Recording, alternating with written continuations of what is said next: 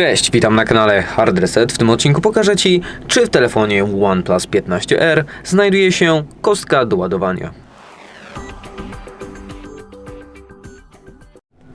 Jeżeli kupimy nasz nowy telefon, otrzymamy go w takim pudełeczku. Gdy je otworzymy, zobaczymy następne pudełko, które będziemy mogli wyjąć.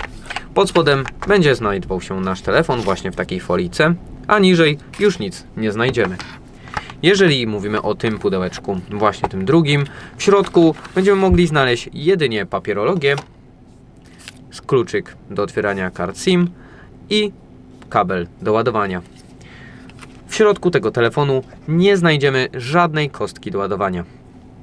Jeżeli wideo było dla Ciebie pomocne, zostaw łapkę w górę oraz subskrypcję. Z mojej strony to tyle. Ja się żegnam. Cześć!